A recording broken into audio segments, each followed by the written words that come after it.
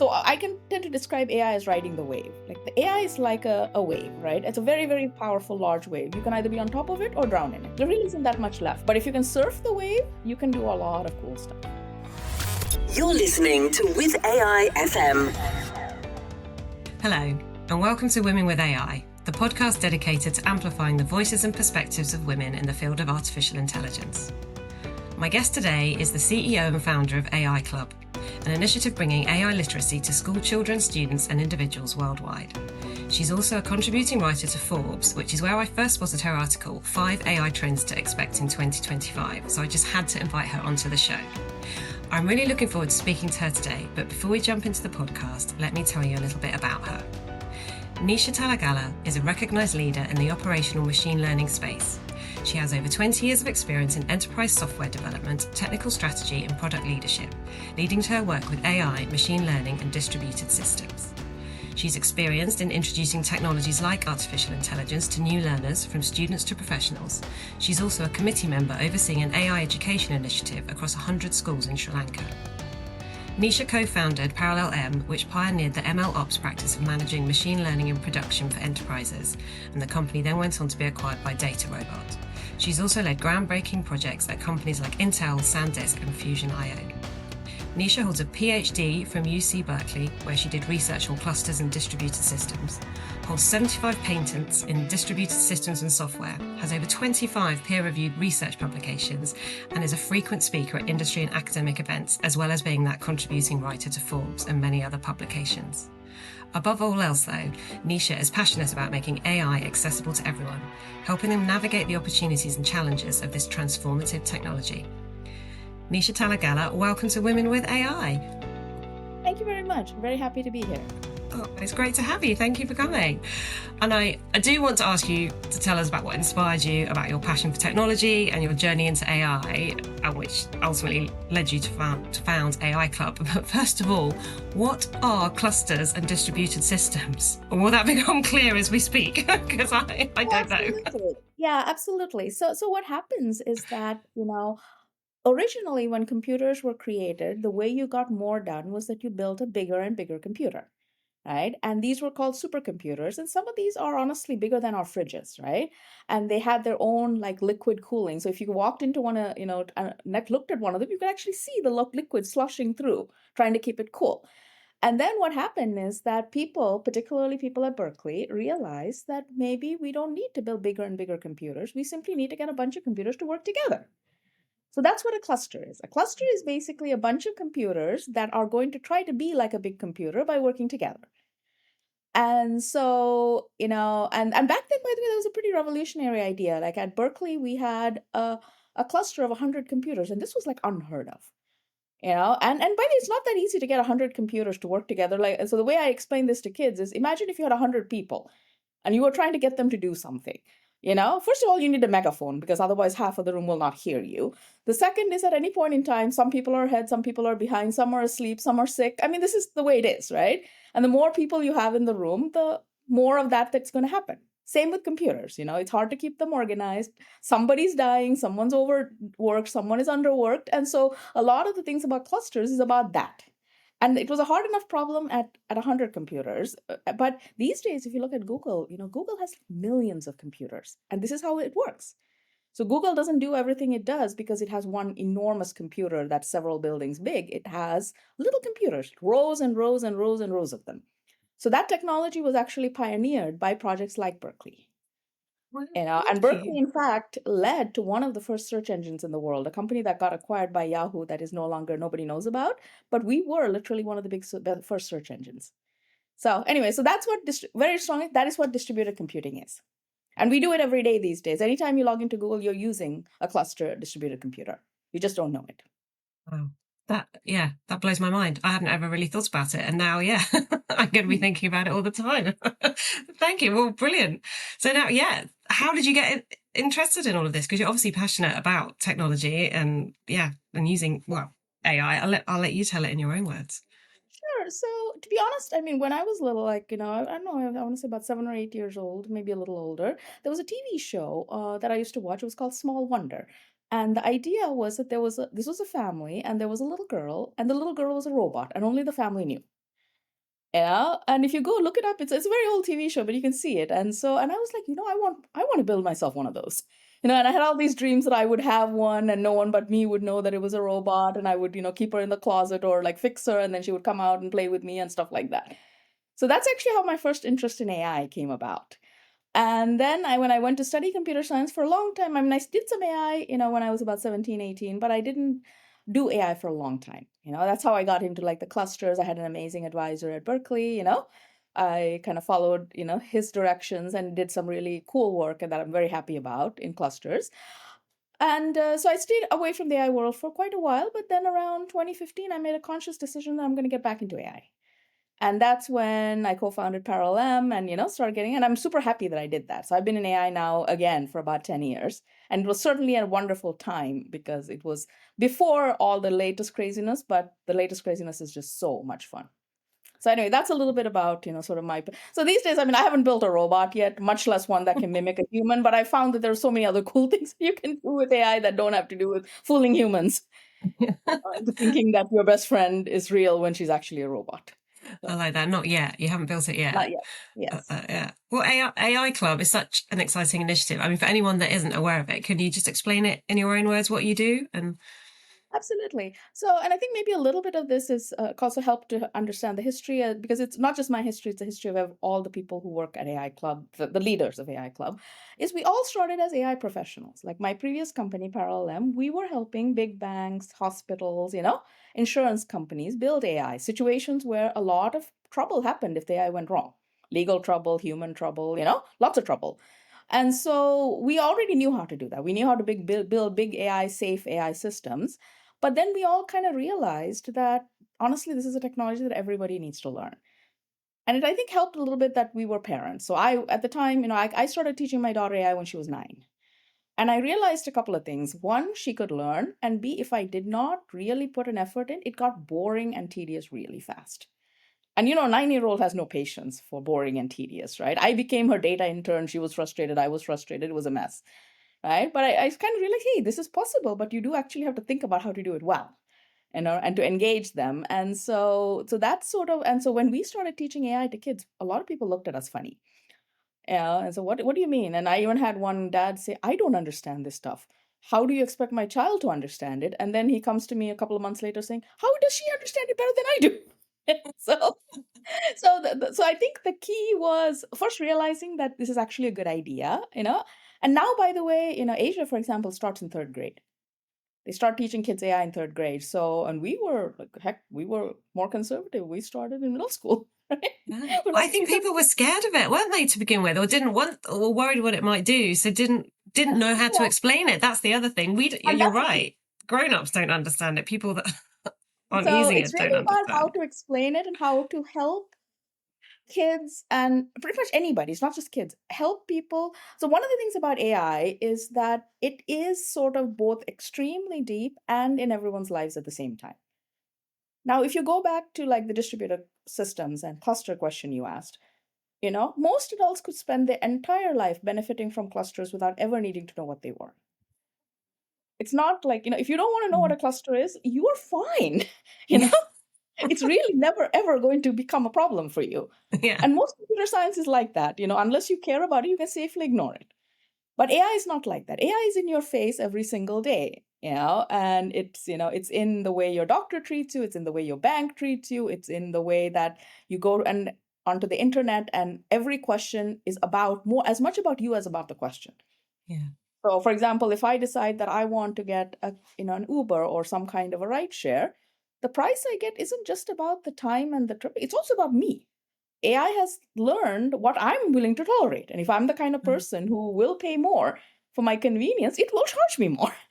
So because it has learned, so this world, like where everything that you deal with is now not just about your question, it's also about you. And these systems know more about you than you realize. So when you Yeah. have those kinds of situations, it's important that everybody at some way understands it. And some people need to understand different things. Some people understand more, less. So we kind of realize that. And I think one of the things that I feel we've done really, really well is we've adapted how people learn it to what is right for them. Like not everybody is wants to learn probability and statistics, and neither do they need to. Some do, some don't. Some people need to understand how it interacts with their daily lives. Some people are like, you're a doctor, you need to understand an entirely different set of things about privacy and health, and are these things actually right? If you're a writer, you want to understand other things. So I think we've put a lot of effort into making it the right fit to Yeah. everyone, because it has to be the right fit for everyone. So that's kind of like what we do at AI Club. Is we call ourselves 8 to 80. Practically speaking, we started with my daughter. I mean, she was maybe 11 when we started, so we started with her and kids like her. Hmm. Then we went from that to high schoolers, then we went from high schoolers to elementary, then we went, I mean, we've always worked with professionals because we are professionals. So we've always worked with professionals, and most recently we are working with college students and students just graduating from college. So you can see kind of like, and every approach is a little different, but it's all about AI. Yeah. Because you're right, it's everywhere. Like even today, I was emailing I was emailing you this morning, and it suddenly my Google Mail had changed on my phone, and it was like, "Oh, can I help you?" And it popped up with something, and then it did on my. I was sending a message to my mum on my iPhone again. I was using Messenger, Facebook Messenger, and it's suddenly there's a bot, and I was like, "What? This wasn't there yesterday." Like it's moving so quickly, and I'm more used to it than say my parents are, or other people that kind of don't aren't taking any notice of it. But you can't hide from it anymore. You can't ignore it. So you're right. It's so important that children are being taught about it. I mean, they can then teach their parents. And then there's that. Yes, absolutely. So yeah, so that's, I think, that's kind of how we got into what we did. And I think one of the reasons why we're so good at it is because we actually came from the professional world, right? So we know what is actually out there. Yeah, We also understand the need for everyone to know it, and the effort we have put in is to how to connect those two things together, right? yeah, Is how do you take what is true, what is state of the art, what is absolutely bleeding edge, but not scare people with it, but help them understand the things about it that are important for them to thrive. yeah.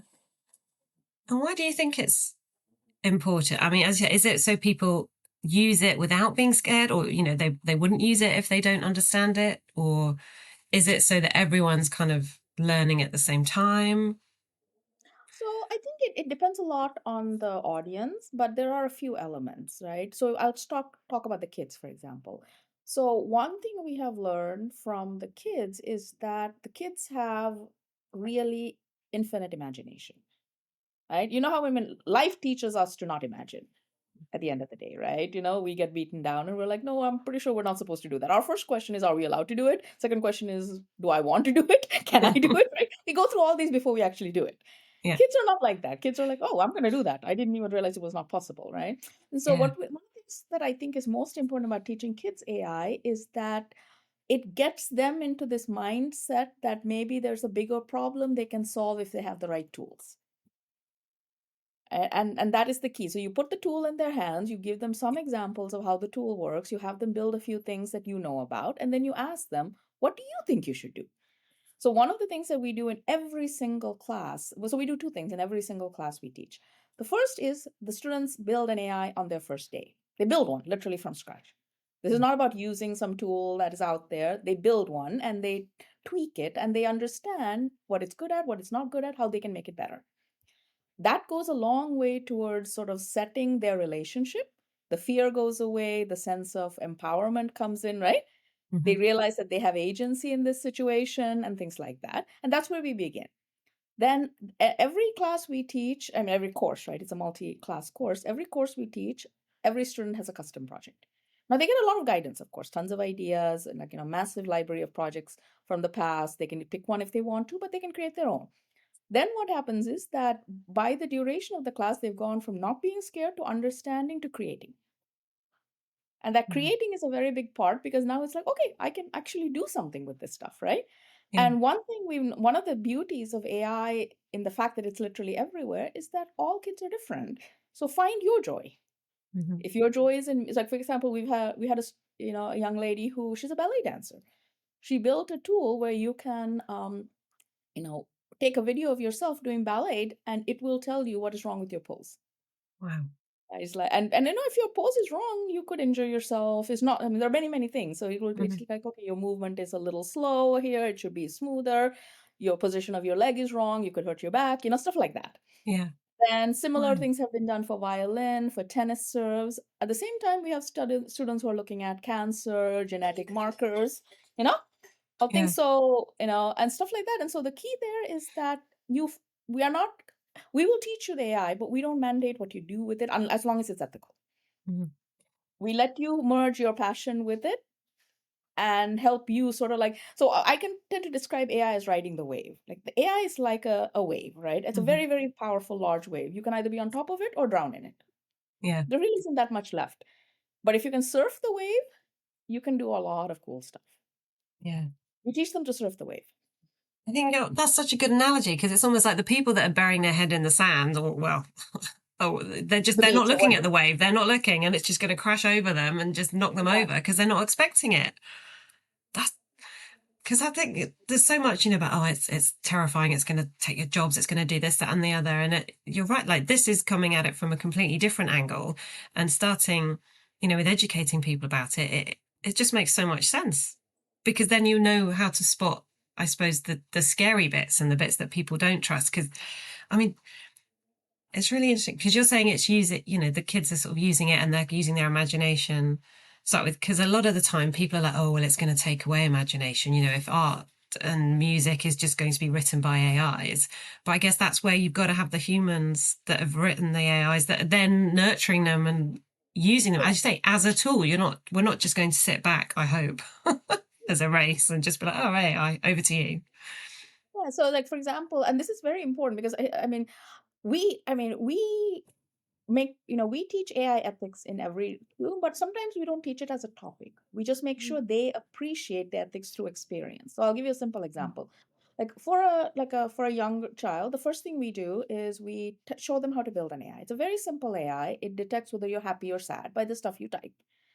Okay, and it was sourced by kids their age. So it'll think that chocolate is happy and broccoli is sad, and this and that and stuff. It's very, very kid, Yeah, natural. It love doesn't it. contain anything that is inappropriate for kids. Mhm. Then what we do is we let them loose and ask them to teach it whatever they want. So someone will teach that rabbits are good, someone else will teach that their little brother is the source of all evil. I mean, they will teach anything and they'll have a joy of a time with it. And they will also see that the things they teach it change its way of thinking, and what it takes to get the AI to believe whatever you want. And then I always ask them a question. Did the AI ever ask you whether what you taught it was true? And the answer is no. The AI will never ask you whether what you taught it was true, which means you can teach it anything. And then I ask them, okay, who's responsible for making sure the thing is behaving? And the answer to that is you, right? So what is your role in all of this? It's my job to make sure the thing behaves. Yeah.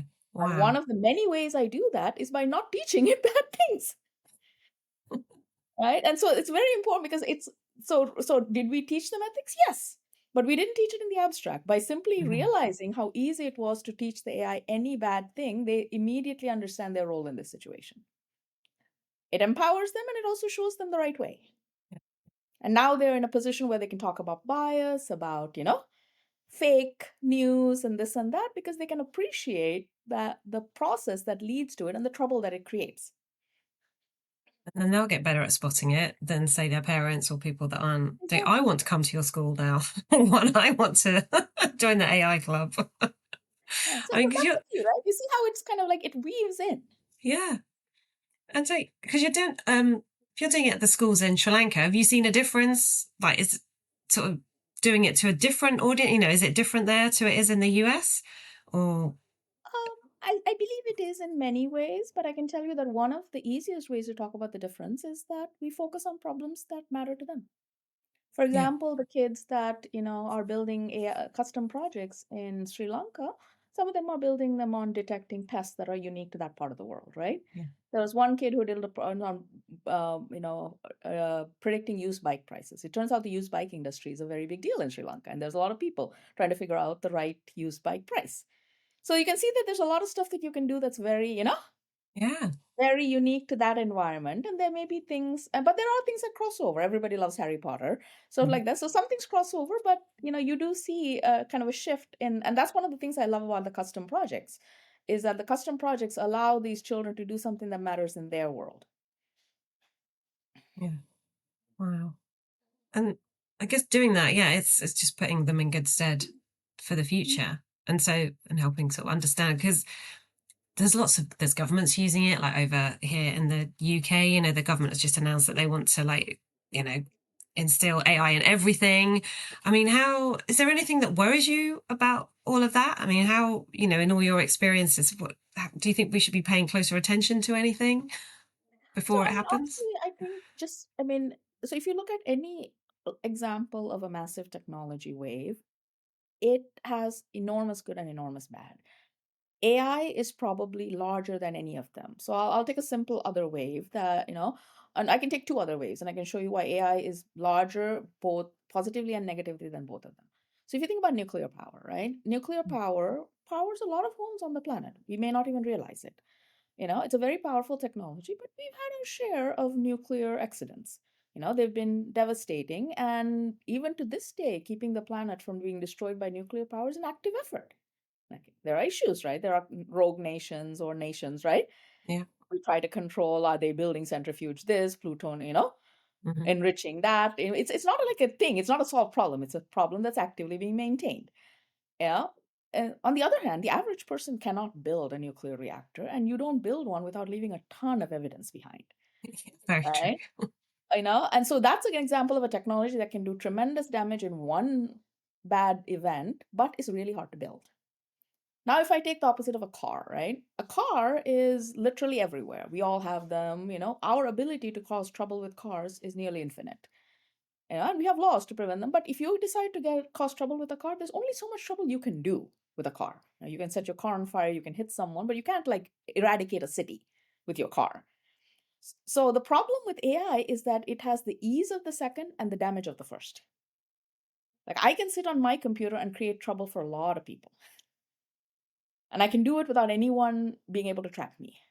So it has like almost like the nuclear level damage and the car ease, Yeah. if Seems, that makes sense, right? yeah, And that's the so, scary bit. and that's the scary bit. And so, but just like it has to be managed.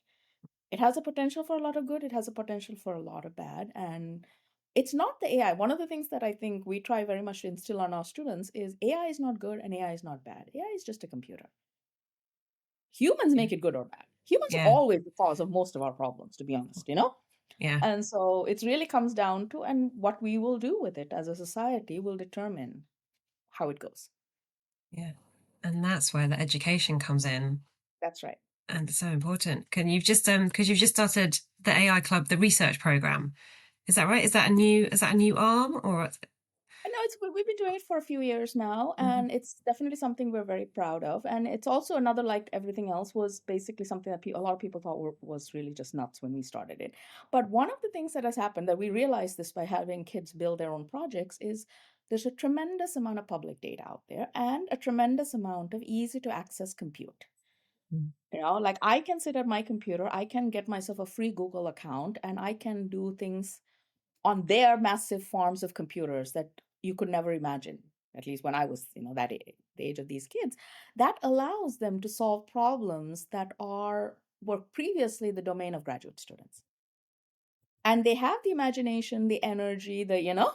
aptitude, as long as Yeah. it's taught to them the right way. So the research program is almost exclusively focused on high school students, sometimes middle, sometimes college. But we have asked them to really take the research to the state of the art. We teach them how to think, how to write, right? How to solve a hard problem. So we have kids in the research program who are doing amazingly innovative things with climate science, with genetics, with bioinformatics, and also kids who are doing amazingly innovative things in sports, in Yeah. music, right? But the Hmm. idea is that we want them to start early, understanding how to tap into their own brains and into the technology to really solve hard problems. That positions them extremely well as they go into college to further that journey. Because if you think about it right now, one of the things that I find very, it's something everyone should think about. The latest AIs, how when AIs are announced these days, they come with their test scores. Yeah. The AI from, AIs last year did better on the US medical licensing exam than 80% of the country's doctors.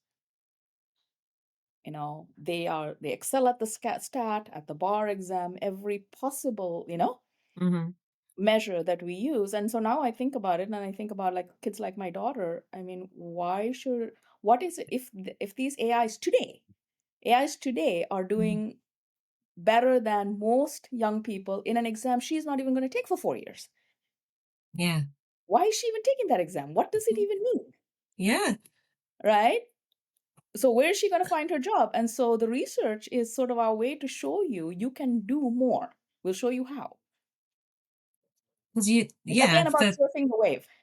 Yeah, because if the AI has learnt all that and done all that, and you can just go, right, what is the answer to this, or how do we do that?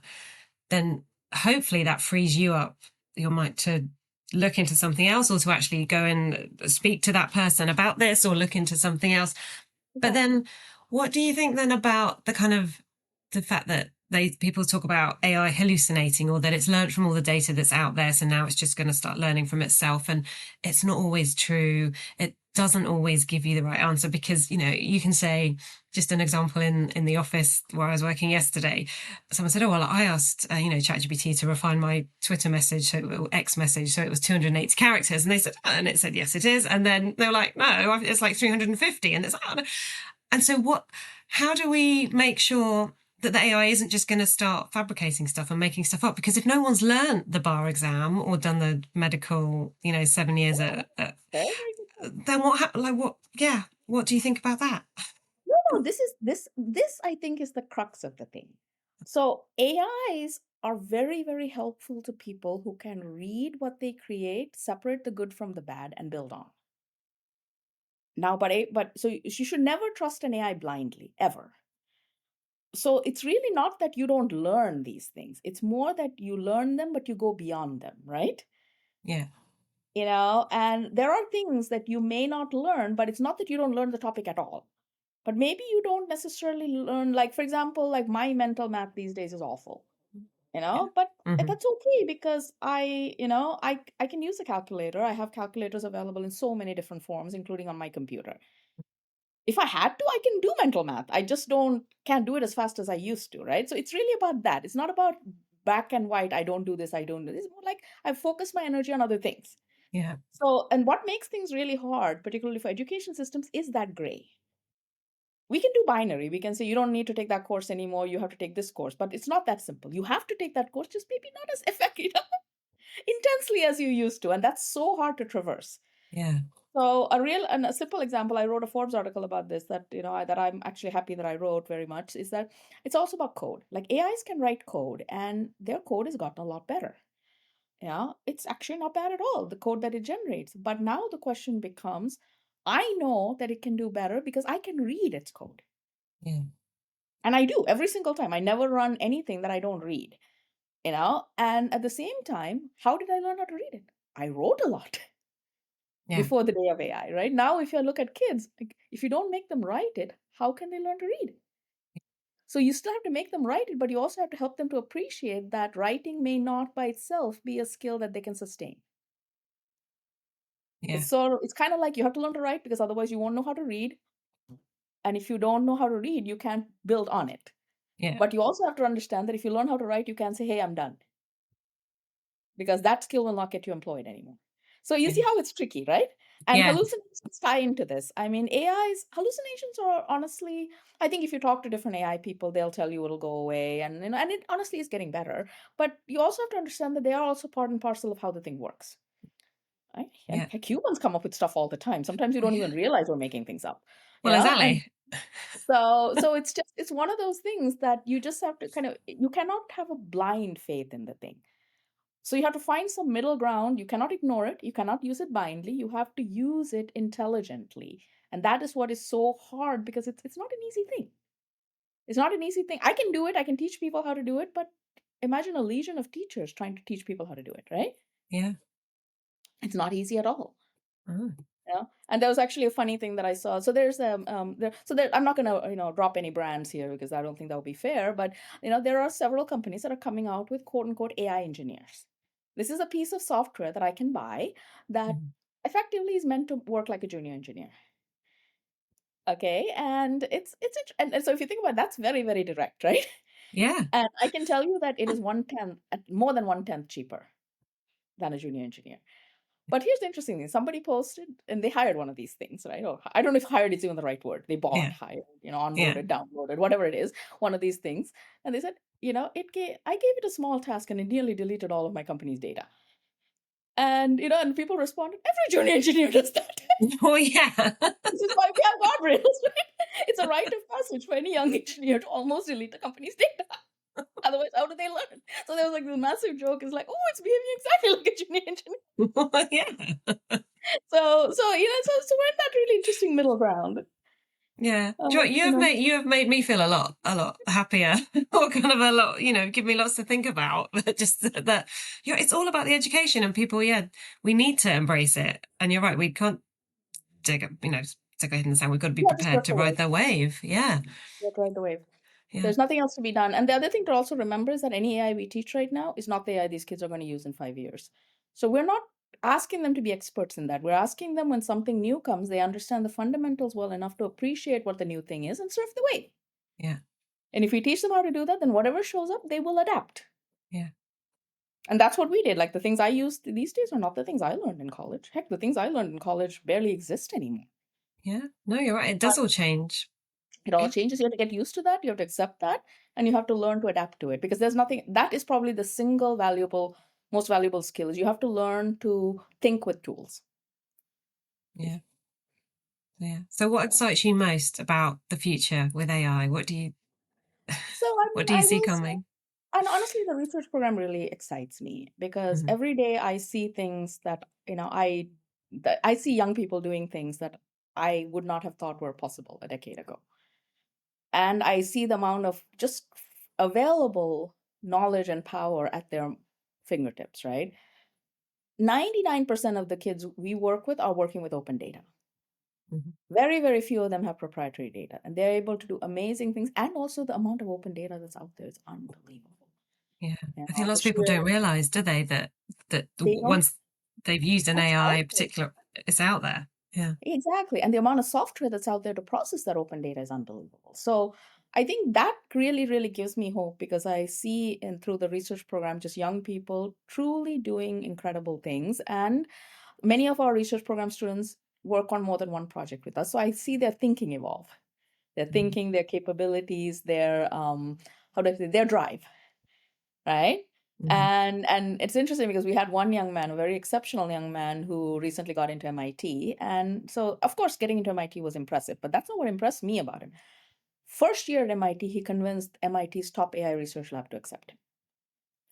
He's an Mm. undergrad. It didn't even occur to him that he needed to be a grad student. He got Yeah. them to Yeah. accept him. And that's my point is that you want to put them in a position where they're like, oh, no, I can do this. Yeah. We all need to be more And, like that. and so hopefully we can just, I mean, we don't all need to be that, although, but we need to be more like that, to your point, Yeah. is that you want to feel like this is going to empower you. Yeah. And I think that's what I'm excited about. Excellent. And is there anything that we should be paying closer attention to, do you think? Is there anything that you not warn students, but you just say, make sure you think about that? I mean, I think generally speaking, I would say that anytime you work with an AI, think about who is paying for that thing and what is it that they want. Yeah. Because the AI by itself is not good or bad, but it is probably extremely good at doing whatever it is that its creator wanted you to do. A lot of AIs want to learn more about you. Whether you choose to let them is entirely your decision, but you should understand that that's what they want. In fact, one of the things one of the little exercises that I typically run with, school age children is we take a big, I'm not going to name, but we'll take a big website that sells everything, right? And I ask them, what is it that this site knows about you? And we have an empty whiteboard and we fill it in. And by the time it's done, we fill. So first thing is, does it know where you live? Yes. Otherwise, where would the packages go?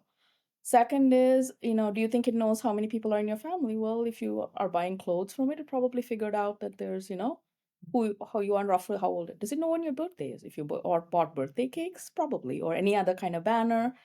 Does it know where your grandma Mm. lives? You ever order a package for grandma? A gift that you delivered? Does it know if you've moved? Yes, your address has changed. Does it know whether you've lost weight? Pretty darn likely if you've been buying clothes, Yeah. right? And this and that. And this, by the way, and we can whiteboard with things this company knows about you without ever touching things that are legally private. Yeah. This is assuming its device in your house is not listening to you. Yeah. This is assuming it doesn't know your prescriptions, right? You can, Yeah. so now you think about what is it that it knows, right? And then now think about, are you okay with that? And so one of the questions I ask kids is a simple thing, which is if your grocery store tells you that if you buy get a loyalty card, you'll get 10% off on eggs, but they will know that you buy eggs. Yeah. And most of the kids are like, yeah, big deal, it's eggs. There will be at least one or two children like, they have no business knowing whether I like eggs, right? And that's a personal choice. Then you ask the next question, which is, okay, no problem with eggs. What if you buy back pain medicine off the counter? Mm. Now some of the Yeah. kids are like, I'm not sure I like that, Mm-hmm. Next Yeah. question, okay, it knows you bought back pain medicine for your dad. I probably figured out that your dad has back pain. What if it goes and tells your dad's boss? And now all the kids are like, no, no, no, no, no. Right? Yeah. So half of it is just understanding where your comfort lies, because these Yeah. systems are tuned from the ground up to learn about you and find a way to use that knowledge to make money. And Yeah. that could include trying to sell you things. It could include teaching about you to other people. It could include so many things. So you be aware and you do what's right for you. Yeah. So And that's that's what why, I would say is everybody should just be aware. It's your decision whether you are willing to let them know, whether that you like eggs. That's entirely your decision. There's no like moral mm, absolute right answer to it. But I hope that it's a decision you make yourself mm-hmm. and it's not made for you. Yeah. And that's why if you understand it, you can put things in place so that you're not sharing that, or you are sharing that, or you don't mind sharing that, but you don't want to share that. And I suppose, Yeah. yeah, that's where people get scared because they don't know what to do. Oh my God, Nisha, I could talk to you all day. This is fantastic. But everyone that's listening that wants to know more about this and wants to start their own journey into like maybe building an AI or literacy and the resources and tools, like what advice do you have? Where do you recommend people start, or where can they So go? so my colleague and I did write a textbook. It's a textbook for middle school and high school kids, but it's a really easy read for even adults. You might want to try that. I think Shashi sent you the link. Yeah, You we can can put a also link go to to our that. website. There's a lot of cool resources there, a lot of blogs that we write, Yeah. Oh, a is lot that of the fundamentals of artificial intelligence? yes. Is that, So you can take a yes. look at that. And Yeah. and I would say maybe even the first 3 or 4 chapters are more than enough for you to learn what you want to know about AI to get started. You don't need to read the whole thing. So Yeah. that's a thought. You can read some of the stuff on our blog. You can see what some of the kids have built. There's a lot of, So we Yeah. run a research symposium every year. We have kids speak about what they did. It's all like 10-minute talks. I encourage people to listen to them because hearing them in their own voices of what the kids have done gives you a really good feel for what is this thing, right? Yeah. See it from the point of view of a young person, and then what are these problems that they're solving and how did they solve them? So that's a good way to, just kind of get started. Brilliant. Well, I'm going to put links to all of those in the show notes. So thank you, Nisha. And all that's left for me to say is, Nisha Talagala, thank you for coming on Women with AI. Thank you very much for having me.